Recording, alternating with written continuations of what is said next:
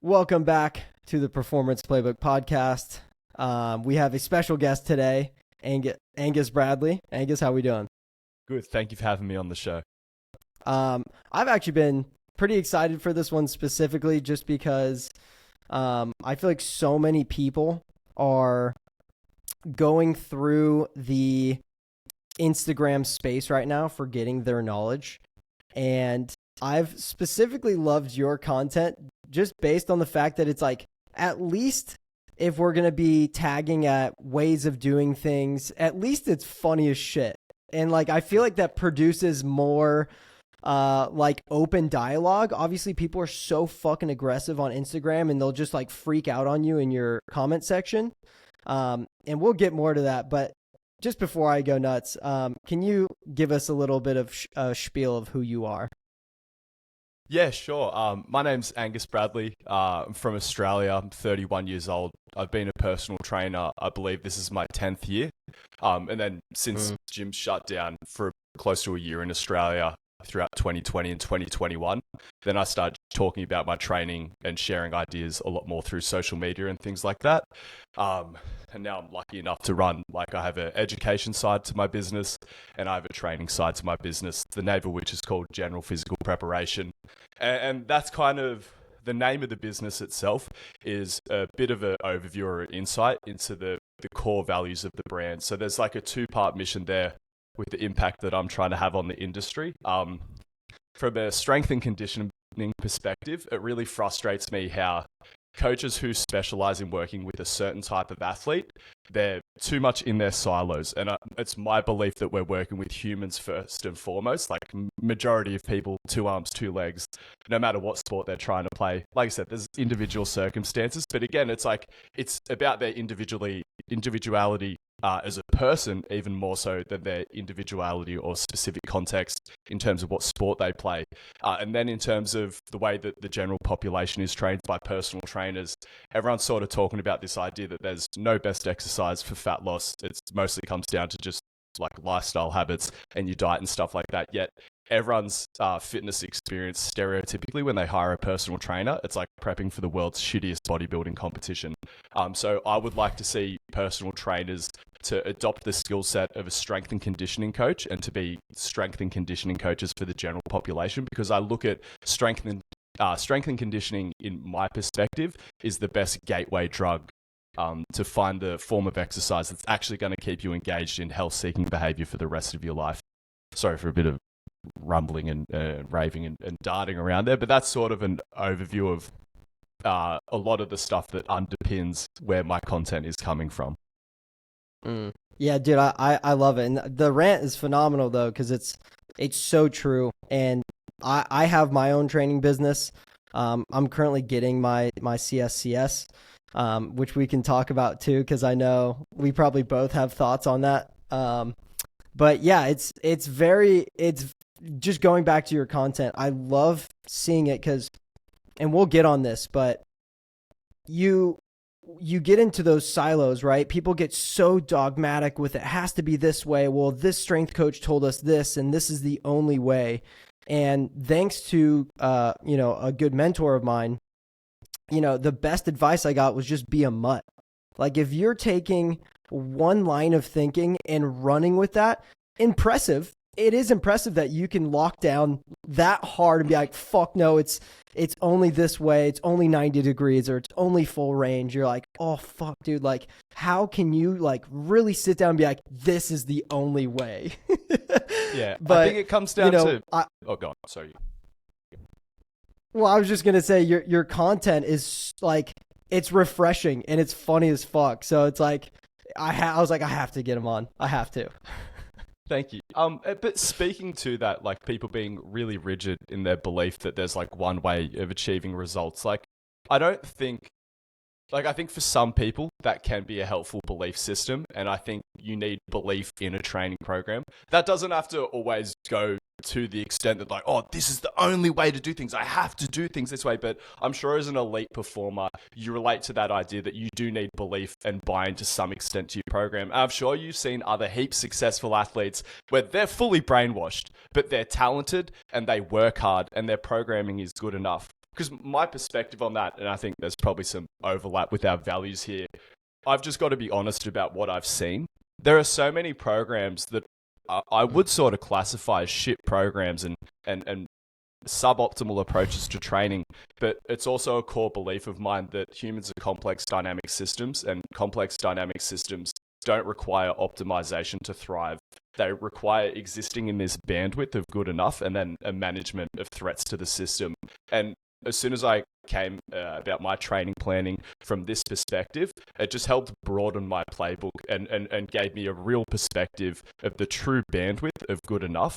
And then I felt like that gave me a much better skill set to meet each individual where they're currently at, come up with plans that make sense to them. And so that's why, like, I see both sides of it. I see how it's easy to fall into this trap of, like, all you have to some extent is your own personal experience. And it can be so hard to have faith in other people's experience, because as well, people have incentives sometimes to lie about their own personal experiences with training as well, whether it's because it's their own coaching system that they're trying to sell, or they just had such belief in that coach that they don't want to give up on. But yeah, and I think optimization has been, it's a thing. We're all trying to optimize our training to some extent, but it has been a bit of a fad, I guess, in the TikTok, Instagram, social media sort of training space. Just this idea that you need to optimize all your training. And yeah, I just think it's worth pulling back and be like, well, how optimal? Yeah, 100%. And it's so I've admittedly drinking the Kool-Aid on some of these kind of dogmatic ways of thinking. And I think it was my favorite way to learn why a system didn't necessarily make sense, especially once you got deep enough within the system. And so one of the first things I wanted to talk about with you, which maybe you're going to laugh at, but I was like, I've got to talk about like the ATG, the knees over toes program. I was like, it's either N1 or and ATG as soon as you started framing it. 100%. And so I think the funny part here is, like, I do think there's a lot of inherent good to the system. And again, like, I'm friends with Keegan, and he was one of the guys that helped build up the system. And again, drinking said Kool-Aid, after my Tokyo 2020 experience, like, I've had 8 years of just fucked knees, like patellar tendonitis that's just ruined so many aspects of my career. And so I took a 4-month break. I was like, okay, what are these people doing? Because I've had bad programming. I've loaded when I shouldn't be. There was just things that I did that I was like, I need to change because my athletic trainers aren't doing it. The doctors are definitely not doing it. So I was like, let me take a step back. Let me learn for myself. So I was like, I found this guy that has been able to do these great things with a lot of people. And so I did the programming. I joined the coaches learning, and nothing against the system because I think there's a lot of good pieces, but I learned everything in 2 hours, maybe even less than. I had like a day of like, I'm going to grind through this material, and I understood it fast, like very fucking fast. And I was like, something's up here. And so yeah, I feel it's like, can we really solve the problem that fast? Yeah, sure. I was like, it's really just a few of these pieces. But please, and I can go sort ahead. of speak to that, I guess, my perspective on it. And I share your opinion that, well, I think it's worth discussing, but I think if I had to make a comment on it right now, I would say that the ATG system has likely been a net positive in the fitness space and the rehab space as a whole. I'll talk about some of the things that they do well and some of the areas where they've pushed the thought process around rehabilitation and training forward. But then there's some other ways where I think the evidence and the science of the rehab, if you really want to pretend that you're at the tip of the spear, you need to go a little bit beyond, especially some of the more rigid aspects of the ATG system. And I think that's a challenge as well if you want to talk about communication and education on a meta level. I think when you're trying to communicate something to a layperson, let alone a rehab practitioner, or like I said, maybe it's not a full layperson, but someone who's not a rehab professional, and you're trying to give them some tools and some heuristics so they can go out and have a positive impact on people's rehab journeys. I think that there was a lot of fear and dogma about pushing your knees past your toes, that people were made like to feel as if they had hurt or damaged their body by performing these motions, when we know that they're a fundamental aspect of our day-to-day life. Like, we can't go demonizing movement.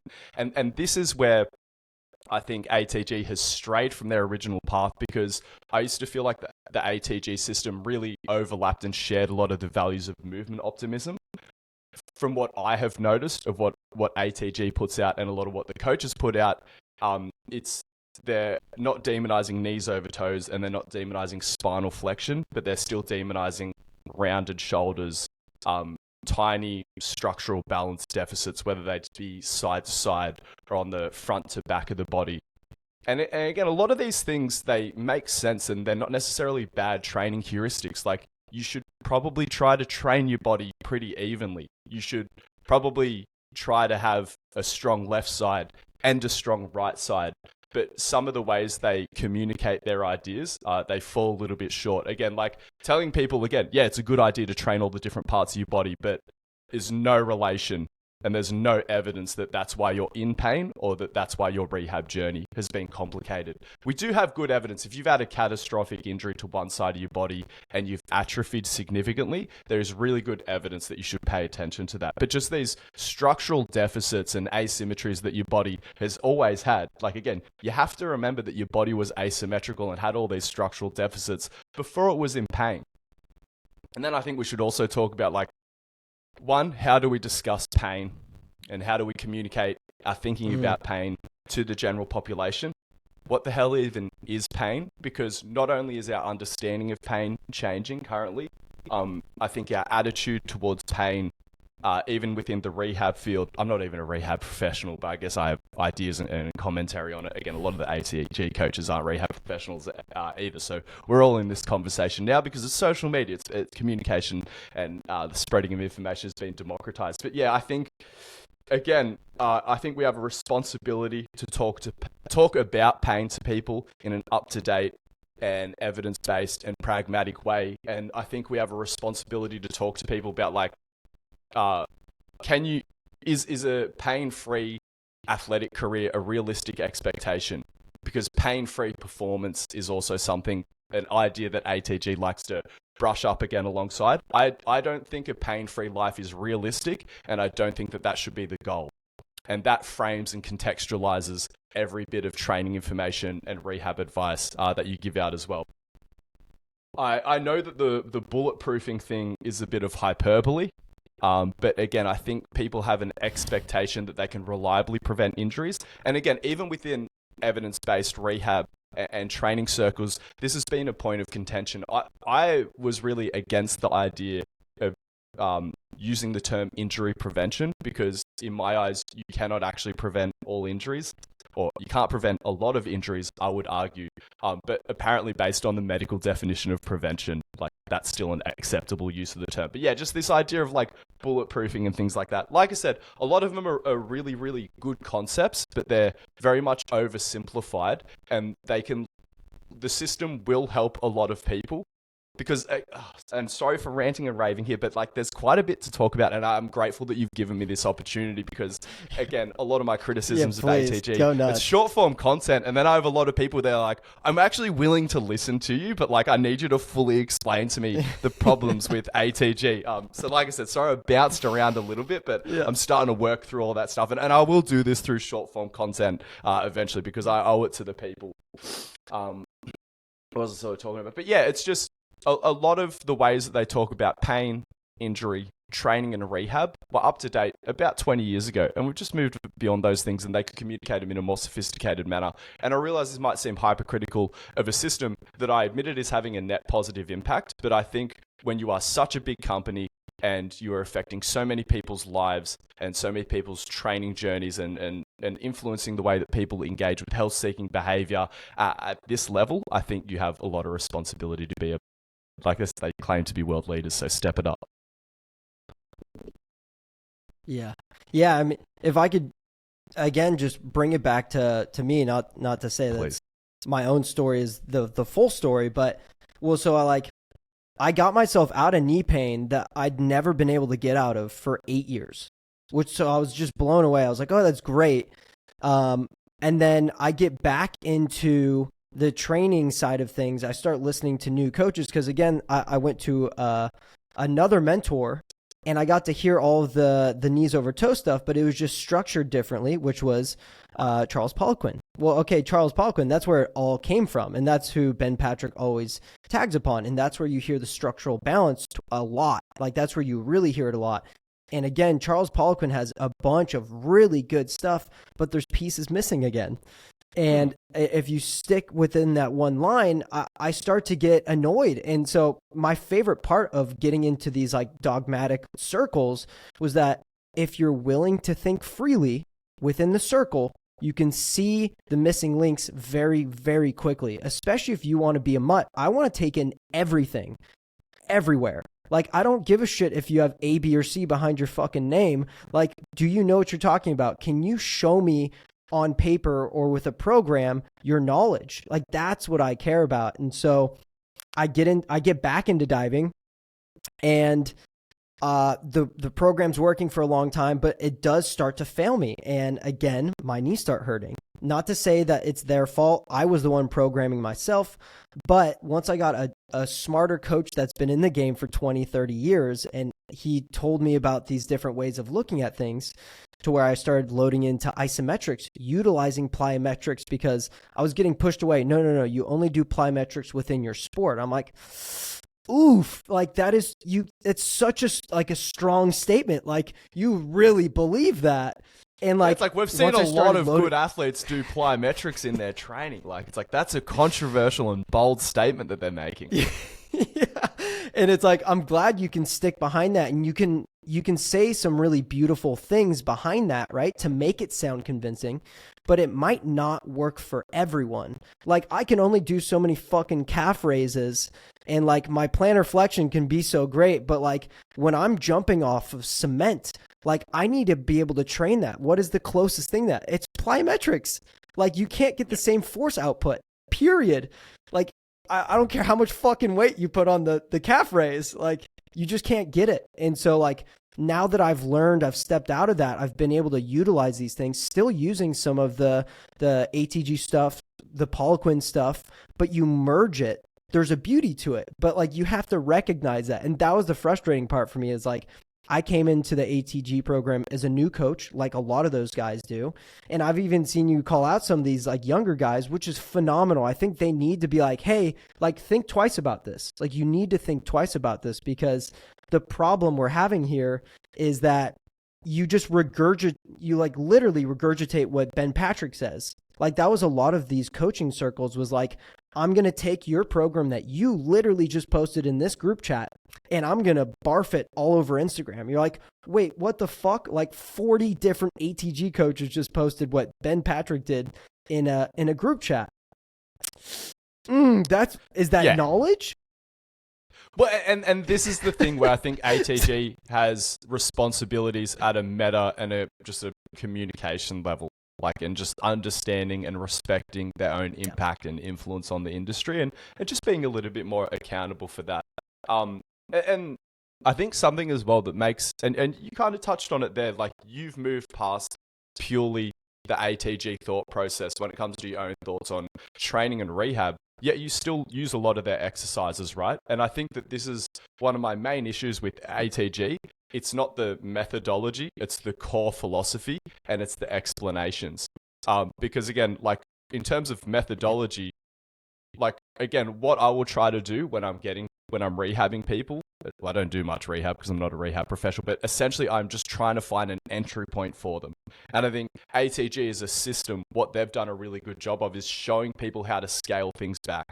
But just because you've scaled things back, just because you've met someone where they're at, like, when your pain started coming back, did you feel like you had failed the system? And then, like, what were your thoughts around that, where there's no communication about what your expectations should be around the rehab process? And I think our thoughts, beliefs, and expectations, they shape our reality, especially as something as meaningful as pain, rehab, and injury. Like, pain and injury, it affects your life, it affects your day-to-day activities and the things that you can engage in that you love, whether it's your sport, whether it's your career, whether it's playing with your kids and stuff like that. So like I said, it's such a serious topic, and there are so many just little conversations we can have to people to make their experience so much better.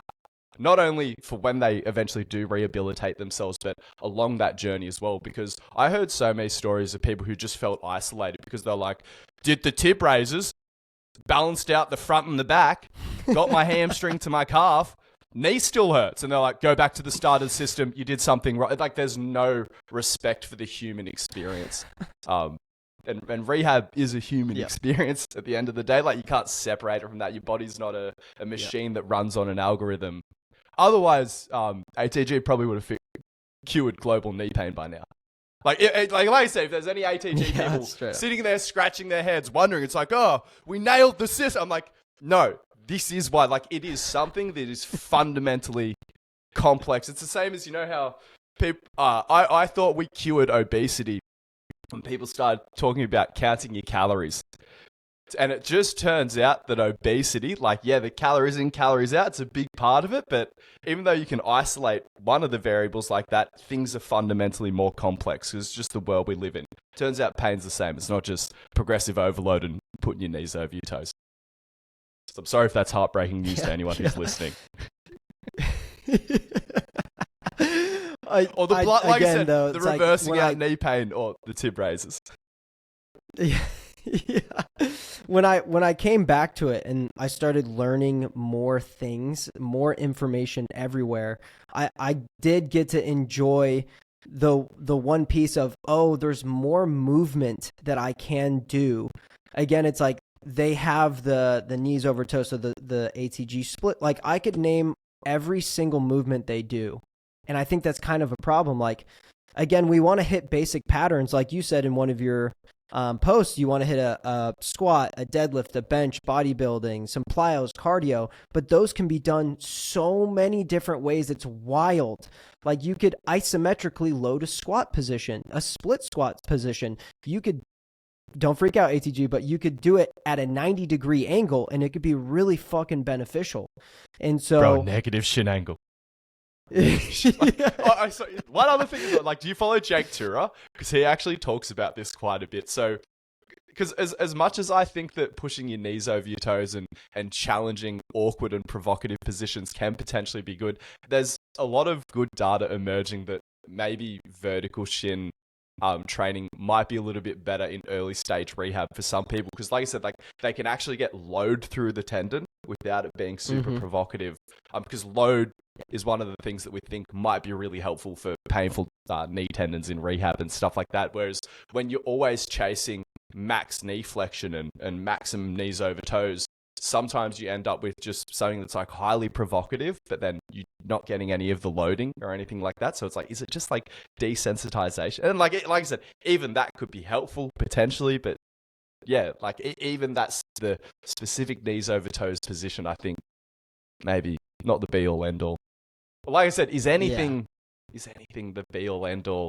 And sorry, I know I'm rambling at this point, but it's just such a red flag when you make your whole system just about one thing. And I know it's about technically more than knees over toes, but yeah, like I said, it's just me personally, red flags start coming up whenever I see someone like that. Yeah. As if there was like big toe guy, I'd be like, he's probably got a flawed training philosophy too. Yeah. Like bicep guy, you'd be like, Yeah. What's his name? There's another, it wasn't Will Rattel that posted it, but it was another strength coach that's kind of connected within that little group that have been Austin kind of Joachim posting or together. Tim Riley? It was Austin. And Austin has, like, he's another one that I would love to get on this podcast. It's such a good point. And again, we can ease off of the ATG after this, but I noticed this within myself is when I started knowing the program before I even posted it or I even like met with said person, I finally recognized, I was like, nah, it's a little bit too blanket of a program. And yes, it still could be beneficial to just start someone off with something that's basic and, you know, you'll get into certain movement patterns and yay. But, you know, all rep ranges and all movements are already done before I even talk to you is that it is kind of it's too general, and it's not even general. It's just like unspecific. And so I noticed, I was like, okay, that's the pattern that needs to be changed for a lot of these like ATG coaches in my mind, which was me, by the way. You have to, again, like you just said, like I need to meet the human. I need to at least meet the team, understand the team, what's going on, and then we can address certain movement patterns that might be best for them at that time.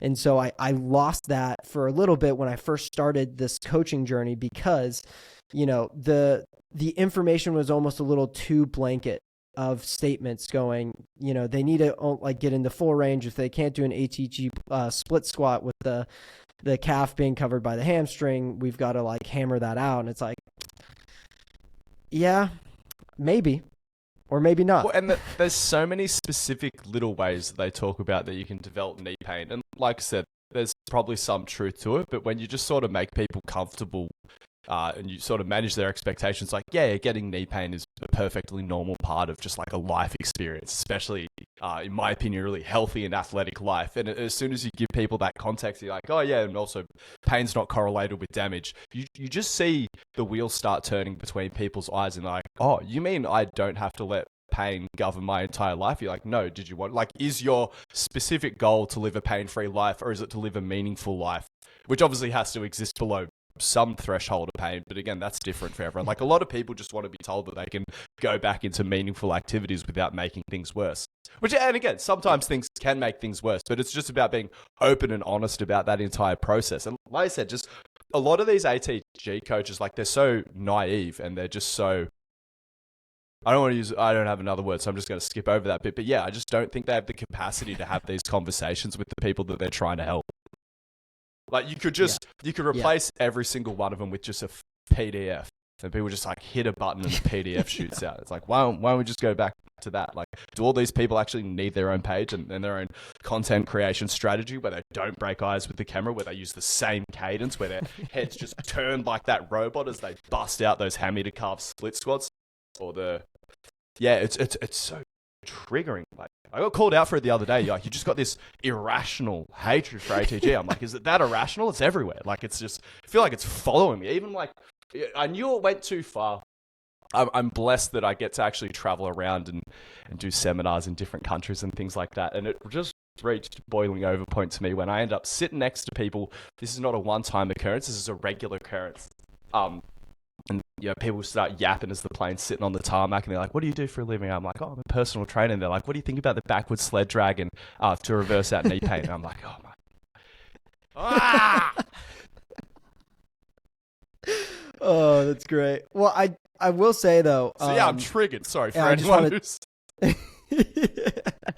I do want to touch on that point because I do think it's very interesting, and I ran into that mindset of pain can be okay.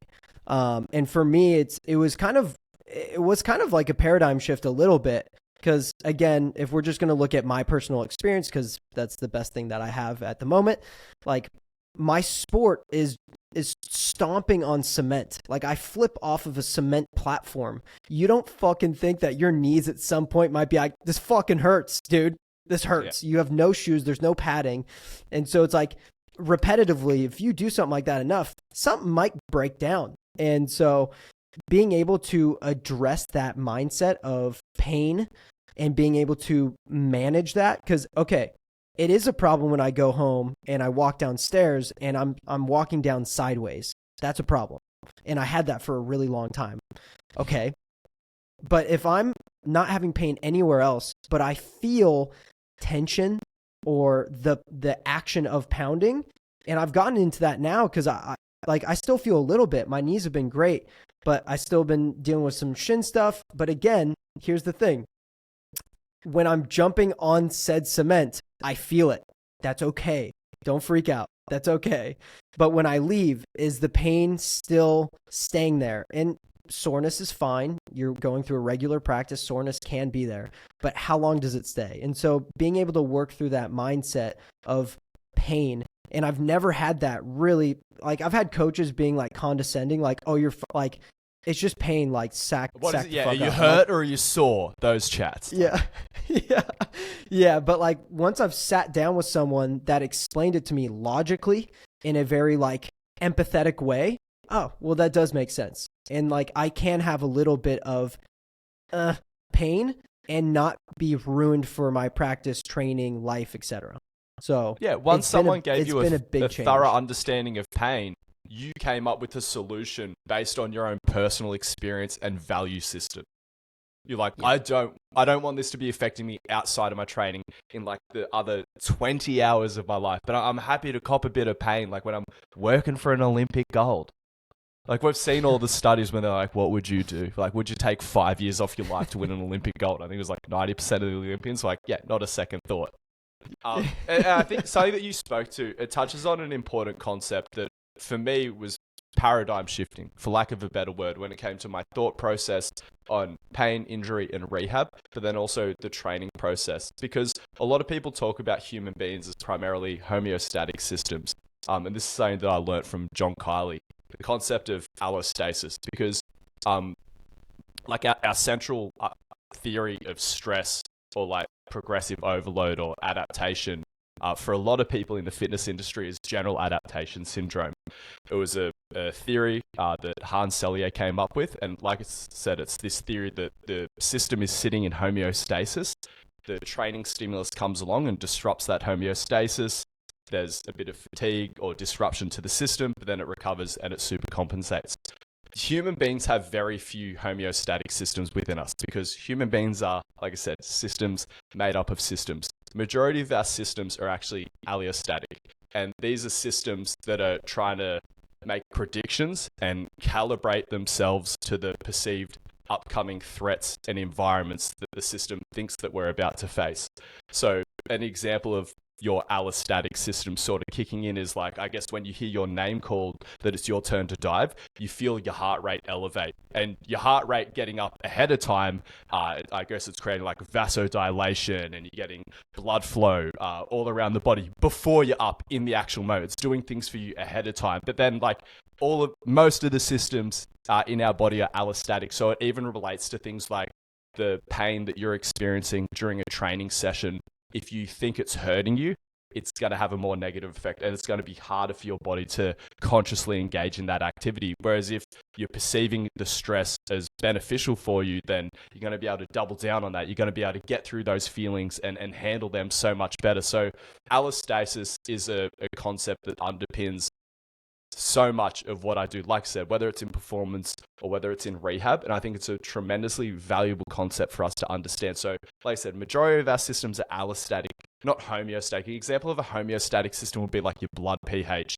Your body will fight so hard to keep your blood pH within a very narrow bandwidth, because if it goes outside of it, you just die very quick, or you should be on your way to hospital. But all of these other systems, like I said, like your heart rate is a really great example, or just like vasodilation, like these are all typically things that are a little bit more allostatic. And like I said, you're trying to make predictions based off thoughts, beliefs, expectations, and perceived upcoming threats, and etc. Yeah. Love it. Well, so then with the idea of programming and just kind of building off of that, I was funny enough just listening to Kelly Starrett just kind of talk about how there's like a loss of GPP in all of athletics because people are getting just so hyper specialized at such a young age. And it's funny he's saying this. I'm like, fuck, dude, that literally happened to me. And I feel like I could have been in such a stronger position to take on load if I was, put into a position with, just any form of strength training, and then again, hitting different sports and not being so stuck within one plane of motion that is diving. But, your programming is called like your whole name is like GPP, correct?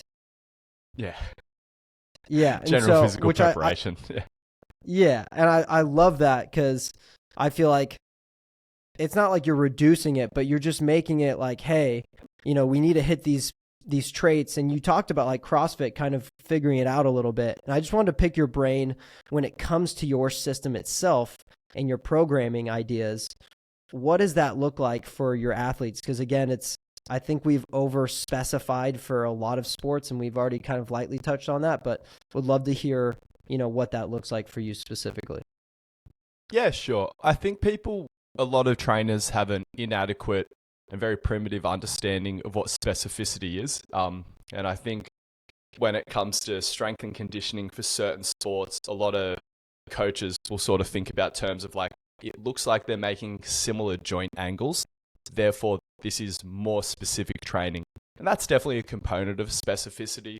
But then we've also got the velocity of the activity, the load of the activity, the duration of the activity, the environment that the activity takes place in, whether or not it's actually happening in competition or in practice. So even if you are doing the same identical specific task, which you as a diver, you get to do, and you'll be able to talk to the specificity of this, like it's the same thing, but literally just the fact that you put a bunch of people in the grandstands, all of a sudden it becomes a different thing. But then even within your training, there's elements of specificity that you'd be able to play with. It's like, all right, well, let's see if we can get 20 family and friends from all the athletes sitting in the crowd. So that's going to get us closer to recreating that. Based off that little bit of a snippet into my perspective on specificity, once I'm out of the actual sporting arena and I'm not competing or I'm not doing like my actual sports practice and I'm in the I'm in the weight room, gym, or I'm actually committed to my S&C program, I would rather make that general in nature. We're still chasing specific adaptations. Like we might feel like maybe if you're a football player and you're really undersized or you just seem not physical enough for your position, we will make a specific program to bring up your strength and to put a bit of muscle on you. But I won't be doing football-specific exercises. Be like, oh, okay, so when you're in the scrimmage position, you're making these joint angles. So I'll try to think of like a deadlift or a split squat variation that looks closer to that. If anything, I might actually go the opposite way. So one of the common gripes I have is that people who train locomotive athletes or anyone who has to run for a part of their sport, they will place a higher emphasis on single leg work. Whereas my philosophy is if you're doing a lot of locomotion, you've already got a lot of single leg work in your program. So if anything, the deficit that I'm trying to make up in your general S&C program would be like, I need some nice bilateral work for you. It's because it's funny, people again whinge about the asymmetries, but we've got pretty good data that says bilateral exercises still help people improve asymmetries over time. So, but yeah, I'm getting sidetracked here and just going a little bit off the rails as I've done with pretty much every question you've asked me. So I apologize for that, but that's one of my big governing principles on how I like to provide strength and conditioning for an athlete, regardless of their sport. And I'm lucky to have had the opportunities to work and test these general training principles with athletes of varying sports. And it is my belief that from their strength and conditioning programs, speaking generally, most athletes will benefit from getting faster, getting stronger, putting on a little bit more muscle, improving their work capacity, some people improving their mobility. Like I said, just these general concepts. And like I said, specificity does come into it, but it's not even being like, oh, you're a soccer player, therefore we need to do this, this, and this. It's like this human being, Charlie, whatever his name is, he plays soccer and he personally is very skinny and fragile. So we're going to do things for Charlie, not soccer player. Because again, it's more individual than soccer player. It's Charlie who has a whole life that's like hyper individualized. Yep. Yeah. And then again, it's like you look at the aspect, and we can even look at it from like how we periodize for people. And I think you might have talked about this in a post, or someone has recently. And I'm taking all these like beautiful pieces from all of these great minds in the Instagram space, I'll say. But the fact that like periodization itself can be faulty. And I think that's the piece to me that like needs to even be kind of worked out is like, again, like CrossFit did figure out some really good things. That you could program so many multiple different like energy systems and ways of training, strength, capacity, all in one program. And I think that's so beautiful because if you train like this and you're just strong and you learn how to, undulate volume and intensity, you'll be in a pretty good spot to where we don't have to do this like CSCS linear program that feels like you're missing a lot of pieces. Can you kind of build on that, or do you kind of program similar to that in that idea? I would like to go back to Mr. Alistasis, John Kiley, because I believe he's one of the only coaches in the industry who's actually read all of the evidence and majority of the research on periodization, because I think it's a word that people like to say because it sounds sexy, but they don't truly understand what it means. And there's a reason they don't truly understand what it means, because John Kiley found out that there's over 80 different definitions of periodization within the literature. Where they overlap is that you have to have a plan. Like you should structure your training in some way where it is planned. Anything more specific than that, that's actually scientifically valid, you couldn't really find much else to do with periodization that was a productive and useful definition. The other theme he found heavily associated with periodization was both planning, but then also this idea of prediction. So I'm going to map out your training based on my understanding of stress and training. I can map out your next 12 weeks of training. Whereas based on what we understand about the world and what we understand about humans is that you shouldn't try and predict complex dynamic systems, because one of the big themes of complex dynamic systems is they will spit out inconsistent or unpredictable outputs, even when the inputs and the environment are relatively consistent. The concept is that because there's always variables that you can't see and you can't understand the specific interplay of different variables at different parts, different points in time, and things like that. So what is my approach to periodization? When I sit down when I'm taking on a new client, my goal is to understand the context with which they're coming in. Like what is their current circumstances? What does their current training look like? What do they like about their current training? What do they not like about it? What are my thoughts based on my own beliefs and biases and things? My next step is to come up with the perfect week of training for them. Again, this will be an assumption because I haven't seen them go through the week of training yet, but then I get to test my hypothesis out. So I'll observe my client going through that week of training. I'll have my thoughts about it. I'll ask them certain questions to get their experiences and their thoughts on it. And then I'll make adjustments to week 2 based off that information. I'll then continue this process. I call this the process of developing the golden microcycle. It's a concept I borrowed from legendary powerlifting coach Mike Tuchscherer, who I think is like the godfather of a reactive approach to strength training. And yeah, I'm just trying to stack as many good weeks of training together as possible. I don't really change phases the way they talk about in traditional linear periodization. In my model, we train all relevant qualities year round.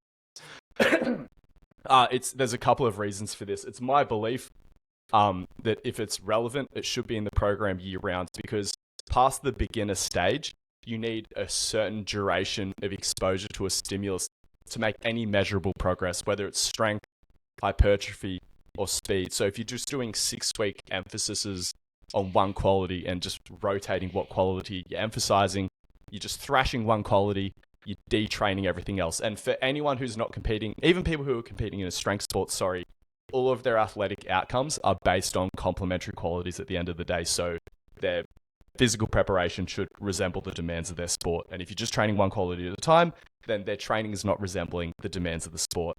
The other reason why people would shy away from training multiple qualities simultaneously is a belief in the interference effect. But again, this is based on either unrealistic expectations about the human system's ability to adapt, or incorrect beliefs about how the human system alternates between energy systems. Because I think why people believe in the interference effect is this idea that we use certain energy systems for certain tasks, and then if you combine it too closely with another task that uses another energy system, like I said, then you get some interference. I'm not really sure how they imagine it in their heads. The reality is we are always running multiple energy systems concurrently over the top of one another in the human system. Your aerobic system never shuts off. I think one of the easiest ways to identify with this, because everyone's experienced this, we've got like anaerobic activities, shorter duration, higher output, things like lifting weights. So you might do like a really hard set of 3 to 5 reps on squats. That's not an aerobic activity, but your aerobic system was running the whole time. It was running your brain, your breathing, just sort of the whole show. And then as soon as you rack the bar, so aerobic system's been going the whole time, and then the energy system that helped you power through those squats, and then you're sitting there, what's helping you recover in between sets? It's your aerobic system. Even the explanation I'm giving is too primitive and quite unsophisticated. Like I said, there's a lot of stuff going on in the background. So when you actually pay attention to what's going on and you're up to date with all the energy systems, you're like, oh, it's actually impossible to isolate any of these stimuli. There's literally no need to isolate any of these stimuli. And just to wrap this conversation on programming multiple qualities and the interference effect up, it's like there is only so much space in the program. So there is something to be said for an interference effect, but it's not based off necessarily like competing physiology of different energy systems. It's fatigue related interference. So if I go out and do my most intense conditioning session of assault bike intervals before my primary strength piece, my top set of squats, the intervals are going to really negatively affect my ability to do a good job of that strength piece. Having said that, there will be a degree of interference if I do my low volume heavy squats and then go into my conditioning. But overall, I do a better job of both of those things when I program in that way. So it's just about thinking about the logistics of the workout, both within the session and then into session fatigue. But ultimately, everything does come back to load management.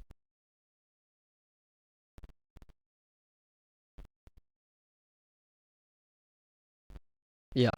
Yeah, I love that. And again, it's like, it's so interesting to see how, these people in higher places for strength and conditioning are, running into this mindset of like hyper specificity and the assumption that this one aspect, let that be muscular endurance, is going to be specifically worked at this one time. So yeah, it's fun to kind of really look at these pieces as they really are and to hear your ideas in programming. With that being said, I did want to talk about some myths, because I think that was the fun part about a lot of your content that I feel like a lot of people could kind of really play into. And I know we've kind of talked about a lot of these pieces, but I did want to like kind of reframe and re-talk about a few of them, if that is something you're interested in. Yeah, for sure. Well, so when we look at baseball and these systems, I know we talked about symmetry, but if you were to be programming for someone, and even if you were thinking about diving, I twist one specific way. So again, if we could kind of break that pattern in someone's mind of programming specifically for said person that is twisting a lot, how would you kind of explain to them how you would train that person overall to make sure that they are in the safest possible position to not get hurt and to stay strong within their upper body if there is like a lot of thoracic twisting? Yeah, sure. I think that's a really good question. So I think you want to go back to looking at what a human is. And I think from an initial glance, humans look relatively symmetrical. Again, majority of humans, 2 arms, 2 legs, head relatively on the center line. I know we have so much variance in that, but like I said, it's hard to sum up 7 billion people, but that's the best job I can do. Having said that, as soon as you look a little bit deeper, think about some of our most important structures, our vital organs. Are they symmetrical? Is your heart in the center of your body? Where does your liver sit? Is your diaphragm symmetrical? And so once you start pulling on that thread, all of a sudden you start to question this notion that you were ever meant to be symmetrical in any way whatsoever. But then there's your own feelings about it. Like, just because I know that we're fundamentally asymmetrical, I don't want my right side to be double as strong as my left side. So like, I feel like I always come back to this. It's your life and you have to live it, and it's your own personal experience. You're in the driver's seat of your own body, metaphorically, literally speaking, I guess. So it's up to you to decide how much you care about being asymmetrical and how much is it affecting your life. From a purely performance-oriented perspective, yeah, a lot of people, they like to say that symmetrical people are higher performers. That doesn't match up with what I see. I think a lot of elite performers are performing in fundamentally asymmetrical environments. It's quite rare for athletes to even be in symmetrical environments where that will be favorable. I can understand the argument like for being symmetrical, or it's more ideal to be symmetrical when you're lifting a barbell because you're lifting a symmetrical object. But even then, like, I don't think it matters too much outside of your own comfort level with being asymmetrical and how you process that. Going back to purely performance oriented. So if there's a certain direction that you favor in rotating in competition because you're just best at rotating that way, or maybe you have to rotate that way for certain dives that you like doing, I don't. So if I train your other side more, am I going to make you worse at that? And like, because even like 400-meter runners, like their coaches don't say to them, okay, let's run backwards around the track the other way. If someone wanted to, maybe they do that. Like, because I'm not saying that that's a bad thing. Because yeah, I'm not going to sit here and tell you, yeah, only ever work one side of your body and never work the other side because symmetry doesn't matter. Because I don't think that that's a good way to correct it either. But it is just like, what is that doing for us? Yeah, it just does a bit for the other side. And what does that do? Just it does what it does. Like, don't try to rationalize it. I hate to pivot this back into ATG slander. One of my biggest beefs, you could probably see where that was going, is like, you need to do backwards sled tracks because of the blood flow, because of there. And look at the sun while you do it. It's like, it's just a low load entry point for some people to start stressing their knees. Yeah. Oh, the tibialis, it's the shock absorber. Like, no. It's working. It's making the muscle on the front of your shins stronger. Like, it doesn't. Does it do more than that? I guess, but it's really hard to make any definitive statements about what it's doing other than what it's doing. So yeah, going back to when I make someone more symmetrical, it's like, yeah, the left side was weaker and now it's stronger. What's the impact of that on their performance, pain, or injury predictability? I can't tell you. And anyone who says that they can is lying or not up to date with the evidence. Yeah, I love that. Yeah, I was going to say maybe running 800 meters backwards could reverse out problems, but probably not. The other one I wanted to touch, I know, again, we already kind of lightly touched on it, but again, kind of really getting into it a little bit more is like the thought of actually having to deload every fourth week. And not to say that everyone does this, but I feel like there is that thought. There are some instances to where it does make sense. But like for the overarching idea of someone's training program, why do you think that'd be kind of a faulty way of looking at it? Again, I think this goes back to people's understanding of stress. Well, no, so a lot of coaches are just doing it because that's how they've been taught how to program. They're just like, this is how it works. They're like, right, deload every fourth week, just ramp up on that cycle linearly. But then the coaches who've developed that method, where they were coming from, again, was an outdated and inadequate understanding of stress. Again, in the old GAS, general adaptation syndrome model, you need a powerful stimulus to disrupt that homeostasis, and you almost need to like pulverize someone into the ground until they can't tolerate anymore, and then you deload them and they just super compensate like a metamorphosizing butterfly. They emerge from that fatigue cocoon a brand new athlete.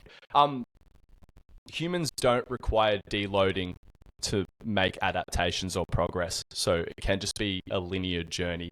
The way I look at it and contextualize it, go back to like the anti-fragile philosophy, which is the system for handling complex dynamic systems, coined by Nassim Taleb. And again, he thinks that so he thinks of things in anti-fragile systems. So an economy is an anti-fragile system. A human being is an example of an anti-fragile system. And the whole theory is that these anti-fragile systems require the sweet spot in terms of dosing stress.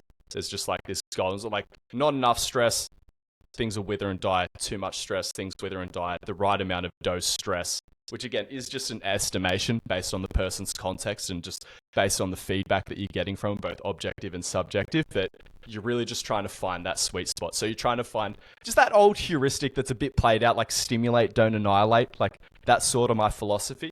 But what does that look like practically speaking? Again, it's just the reactive approach to training. So I put out a reasonable dose of training for the week based on what I know they've done before and how they processed it. And then I watch them go through it. I look at their performance from my perspective, and then I talk to them about the subjective aspects of their performance. And then we just modify things like that. And what my decision-making process is from my perspective is when they are training week after week after week, on average, I want to see performance increases. But then when I'm not seeing that, I'm either doing too much or too little. And how I work out if I'm doing too much or too little is usually just based off common sense, talking about their lifestyle and talking about just subjective data and then their training responses and stuff. Yeah. Yeah, because I feel like if we were to logically try to understand, and I'm looking at this from like a high performance standpoint, like if you were telling me to like, hey, I need you to like deload, I need you to like really make sure you can recover. I feel like the only thing that would actually make sense to me is like, hey, you're overtrained everywhere. We need to just take away pieces. So just lower volume, or even like if you have to, like just take a couple days off, be a different human. Like maybe go rock climbing and instead of dive, like, yeah, right. Like stimulate the body differently, get your mind out of where you've been consistently. So you're not just like tweaking out, and then come back to training after a couple days and like, there's your deload. But it's not like, this week it's going to look like this on the fourth week. Well, and no stress exists in a vacuum. And I'm not sure how much of an emphasis they put on strength and conditioning when you're a diver. I don't know what that looks, because I know you do like a little bit of both. And I know that you would dive a lot. But yeah, even thinking about like, if I was your strength and conditioning coach, hypothetically, I play such a small role relative to your actual diving coach. Like, do I even need to deload you? Or is it just about taking an easy week of diving? Like, and again, I'm making an assumption. I have to confirm it with you, but I'm like, I bet that's the biggest stress in your life. Or do you have a wife and kids? I don't, no. Okay, so when people have families, like their own immediate family that they've sort of created, it's like, that's the biggest source of stress in someone's life. But then again, I still might end up deloading their gym work because I can't send their family away for a week. But yeah, once you just acknowledge all the factors and you acknowledge that to an extent, stress is stress, you have so many different levers to pull. And like I said, with a lot of people, I don't end up pulling the deload the training lever nearly as often as I pull the, when was the last time you just went for a walk with no headphones in and just paid attention to the sounds and just feeling the weight of your feet in the ground? Like, I think that can be more impactful than a deload for a lot of people. Like I said, not high level athletes who do have lifestyle factors optimized to an extent, but yeah, it's interesting what can take the place of a deload for a lot of people where training is actually their relief from a lot of the stresses in their life. Yeah. Yeah, I guess, that was kind of like where I was gearing towards, is like the deload needs to be everywhere or it doesn't make that much sense to me. Like it has to be a combined effort. Like can things everywhere lower so your body can just actually, because I feel like it's the mind, like this was a concept I talked about in a couple different podcasts, but like the body follows the mind. Like if you are just mentally, like neurologically just run down, your body will run with that and you will feel horrible. And I've felt that after traveling or competing too much, and like I had to say no to a competition because it was just too many things were happening and nothing, I felt like all I was doing was just digging a deeper hole.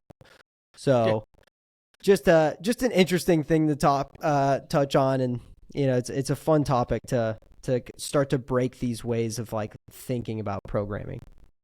That's a big part of why my respect for Olympic athletes. I used to have a perspective that, the Olympics is only every 4 years. Like it's the world championship, because I was like, nah, there's too much luck with it just being your day on the Olympics. And I still think that there's truth in that. But then there's something else to be said. Like, if you really want to win an Olympic medal, like you said, like what are the odds that the Olympics, one day every 4 years, or maybe your Olympic competition goes for a couple of days, is on the days where you're actually feeling good? But again, it's just like, deal with it. And whoever can deal with it just gets the reward at the end of the day. But yeah, that really changed my perspective on the whole Olympic journey. It's like, you got to be the best, but there's so many other layers to what does being the best actually look like? Wild stuff. Yeah, it's definitely, yeah, it's very multifaceted. And yeah, I mean, I could definitely like I made it into the Olympic final with like a knee that was just fucking shot. And I remember like literally falling asleep before my event. Like I was so drained and stressed out. I dove like shit. I didn't get to have the Olympic final that I wanted, but I wasn't able to maintain with all of those stress levels. And so it's like, coming into this next quadrennium, I was trying to train in that way of like, hey, I can be tired and I have to be able to like force my body to be able to, be high performance within that situation. So it's just, it's very multifaceted. No, just every day I learn But, more and more about why I didn't make the Olympics. I do want to.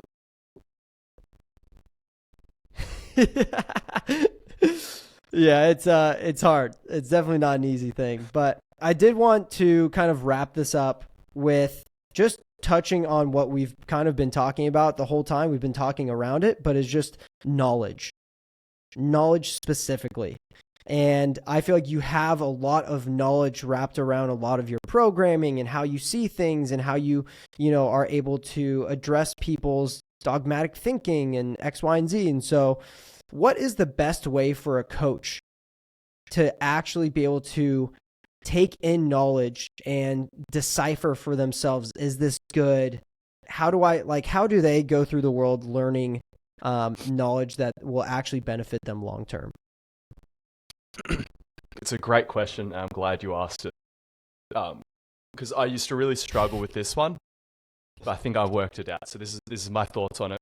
Wherever you go, there you are. That's not an original Angus quote. Someone else really smart said that. I don't know who they said. But yeah, it really resonated with me, this idea of like, wherever you go, there you are. Because you see these people going around to every weekend certification or doing every fitness course, and they still just seem to make the same mistakes time and time again. Now, I think there's a fundamental issue with the way people come into the fitness industry with this white belt mentality. You get told that you know nothing and that you're here to learn. And I think that there's some good in that, but then there's also some bad in that, because the issue is fitness is a very primitive and emerging industry.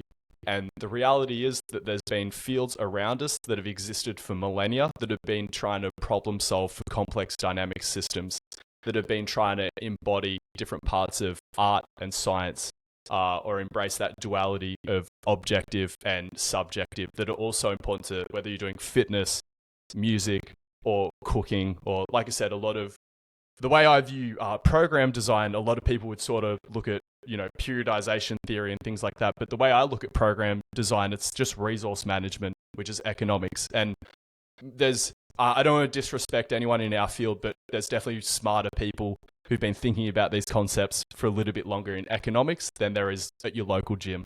Or sorry, even in the sports science facility at the local university and stuff like that. So people give so much lip service to a principle-driven approach, and they're always just talking about fitness principles. And I would challenge a lot of those coaches who harp on about a principle-driven approach.